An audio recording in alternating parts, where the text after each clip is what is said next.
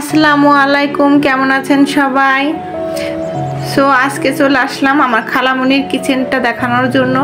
তো কিচেনটা একটু অগোছালো হয়ে আছে, বিষয়টা ইগনোর করবেন, যেহেতু খালামণি বাসায় একাই থাকে আর বাসায় অনেক মেহমান আসছে, সেহেতু বাসাটা একটু অগোছালো। আপনারা সবাই জানেন বাসায় মেহমান আসলে বাসাটা দেখা যায় একটু অগোছালো থাকে, খালি বাসায় যেমন গুছিয়ে রাখা যায়, কিন্তু বাসায় অনেক মেহমান আসলে সেভাবে গুছিয়ে রাখা যায় না। তো যেহেতু খালা একাই বাসায় থাকে আর খালার কাজের মেয়েটা বেশ কয়েকদিন ধরে আসে নাই, সেহেতু বাসাটা একটু অগোছালো, বিষয়টা ইগনোর করবেন। আর কিচেনটা দেখেন কত সুন্দর, অনেক বড়, বিষয়টা এটাই ভালো লাগছে আমার কাছে। যেহেতু আমরা ভাড়া বাসায় থাকি, ভাড়া বাসার কিচেনগুলো অনেক ছোট হয়, সে তুলনায় এই কিচেনটা কিন্তু অনেক বড়, খোলামেলা। আর কিচেন একদম জানালাটা যেহেতু অনেক বড়, সেহেতু অনেক বাতাস প্রবেশ করে।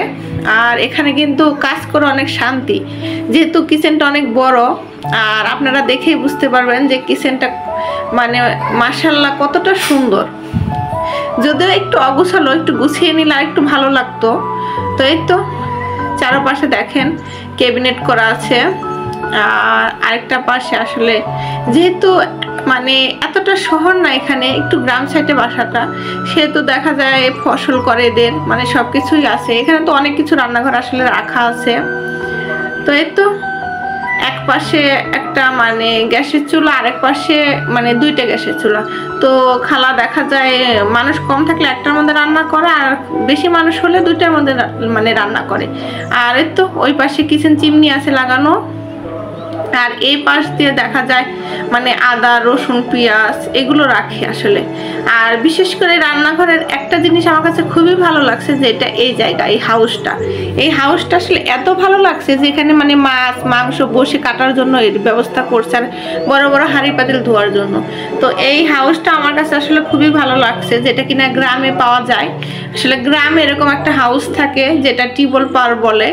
তো এখানে দেখা যায় কি মাছ মাংস কেটে অনেক আরাম পাওয়া যায়।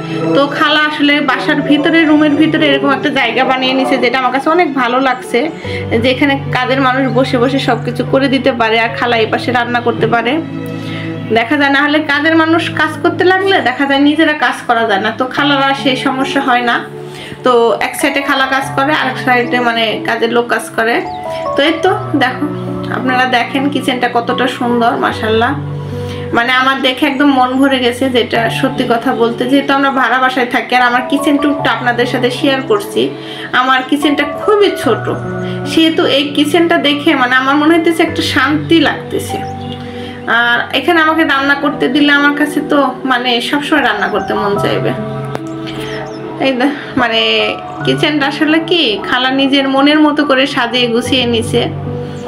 যেহেতু একটু অগোছালো দেখতে, আসলে একটু বাজে লাগতেছে বিষয়টা, কিন্তু আপনারা অগোছালো বিষয়টা বাদ দিয়ে কিন্তু কিচেনটা দেখেন বড় দেখে অনেকটা ভালো লাগতেছে। কারণ কিচেনটা কিন্তু অনেক বড়, ক্যামেরায় কতটুকু বোঝা যাইতেছে আমি জানি না, কিন্তু বাস্তবে কিচেনটা অনেকটা বড়। তো বিশেষ করে এই বড়র কারণে আমার সবচেয়ে বেশি ভালো লাগছে। আর এখানে একটা ডাইনিং টেবিল আছে, যেটা শুধুমাত্র খালা আর খালু খায়। আর আরেকটা ডাইনিং টেবিল আছে আরেক পাশে, যেটা গেস্ট আসলে তাদের ব্যবহার করতে দেয়। সো আজকে এই পর্যন্তই। তো কিচেনটা কেমন লাগলো তোমাদের কাছে আমাকে কমেন্টে জানাবা। আর সবাই ভালো থাকবা। আল্লাহ হাফেজ।